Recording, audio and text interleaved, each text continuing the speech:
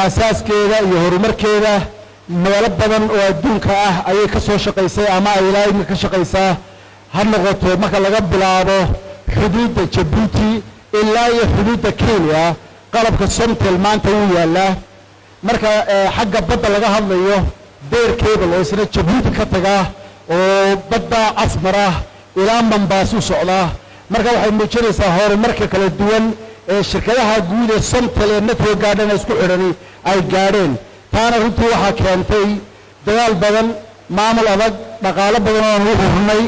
iyo waqtiyo badan oo ay soo martay waayo ganacsiga imka maanta internetka iyo technology-ga cusub horumar badan ayuu dadka tacliintooda caafimaadkooda shaqo abuurka uu ka qayb qaataa dhankooda iyaguna halkaasi waxaa ka hadlay mas'uuliyiintii ka soo qayb galay oo ay ka mid ahaayeen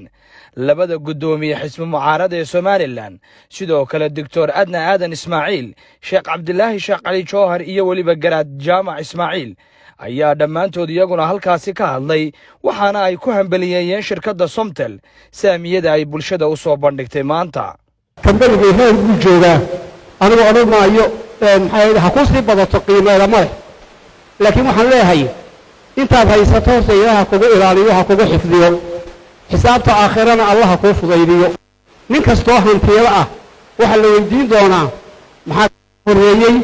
maxaad halkay kaga timiday maxaad halkeed ka keentay maxaad ku bixisay marka xisaabta aakhire ee ballaaran ilaahay ha ku fudaydiyo Somaliland bariyahan dambe waad aragteen horumar ballaaran oo ilaahay loogu mahadnaqo ayaynu gaadhnay Somaliland halka may gaadheen haddii aan shirkadahaas dahabshiil oo kale iyo kuwa badan oo kale laakiin se ay ugu mudan tahay dahabshiil aanay dadaal geliyeen waxaa la hadalku hana koobnaado hana yaraado waxna laga garto runtii shirkaddan dahabshiil group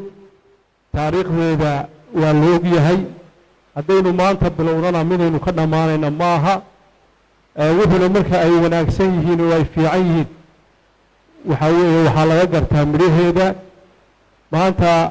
dahabshiil group waxay daah furayaan innagoo xafladdantii ku xigtayna aynu ka qayb galno Hyundai ee ahayd shirkaddii baabuurta sheerkaa la sheegay ee telefoonada Somtel aad iyo aad baan u soo dhaweynaynaa waa shirkad weyn waynu ku faani karnaayo meelaan weligan ganacsigeenu gaadhin buu gaadhay dahabshiil oo international buu noqday taas wuxuu ku keenay waxa weeye sumcad wanaag iyo dad aqoon loo urursaday dad aqoon leh urursaday aqoonta halkaa gaadhisay inagu ma naqaano waa runteeda siduu sheegay Jamaal waxaan wada lahaanshaha oo inagu yar yahay laakiin waxaan idin sheegayaa waddanka India la yiraahdo kombaniyada India boqolkiiba 80 markii hore waxay ku bilaabmeen family business markii dambe Simon-ka uu furay dahabshiil ayay u fureen waxay keeni kartaa horumar weyn iyo dadkii oo wax wada lahaanshuhu uu ku bato haddii Ilaahay ka dhigo waxaan mar labaad ku hambaliyaynayaa hindisaha inay keeneen waxaan u rajaynayaa shacbiga Somalilandna inay arrintaa loo furay iyo fursadda la siiyay ay ka faa'iideystaan waxaan maanta aad ugu faraxsanahay ka soo qayb galo xafladdan lagu daahfurayo in shirkadda Somtel ay dadka u furtay inay ku yeelto saami waad ogtihiin waxa loo sameeyaa sheerarka iyo saamiyada waxa loo sameeyaa suuqyo waxa ugu caansan suuqa New York waxa ka mid ah Financial Times qolka ugu sarreeya weliba waxa loo sameeyaa shirkadaha technology-ga oo ay Somtel ka mid tahay suuqyo u gaara suuqa ugu weyn yahay suuqa la yiraahdo Nasdaq ee boqolka shirkadooda ugu weyn adduunka ee technology-gu ay dadka u suurtageliyaan inay iibiyaan saamiyada iyo sheerarka ay ka mid yihiin Google ama Alphabet Microsoft Apple iyo intii hore u jireen shirkado isgaarsiineed oo bulshada u furay inay sheer yeeshaan mar haddii maanta Somtel ay ku soo biirtay waxaan halkaa ka muuqdaa in suuqeena isgaarsiinta iyo technology-gu uu kor u kici doono badan ay ku soo dhiiran doonaan. ugu dambayntii munaasabadan shirkadda Somtel ay maanta ku shaacinaysay saamiyada Somaliland ayaa waxaa ka hadlay madaxweynaha Somaliland Muuse Biixi Cabdi iyo sidoo kale gudoomiyaha guud ee shirkadda Dahabshiil Group Maxamed Siciid Ducaale. anigu geelay baan ahaayo geelu waxa la maalaa markuu dararo ayaa caanaha laga maalaa marka maanta markii shirkadii darartay ayaa sheerkii furay taa waxaan uga jeedaa qofku waxoogaaga share uu ku darsado inaanu muddo dheer aynu ku qaadane oo markiiba oo wixii ilaahay uga carfo uu ka helo taana ilaahay waxaan ka rajaynaynaa inuu ilaahay oo sidaa aanu ku tala galnay oo ilaahay inala garto ilaahay baa mahad leh marka iminka laga bilaabo sheerka shirkaddu waa furan yahay qof waliba wixii ilaahay uga carfo ka helayaa kan Hargeysa furan ka Somaliland baa furan ka Muqdisho furan ka Puntland baa furan dadka af Soomaaliga ku hadla ayaa laga wada sheer gelinaya ajnabi kuma na tala gelina Soomaalidan horta ka ciltirana waxa af Soomaali ku hadlaya marka horta taasi waa sidaas oo waa tii raggii horeba ay sheegeen mar labaad iyo mar saddexaad iyo mar afraad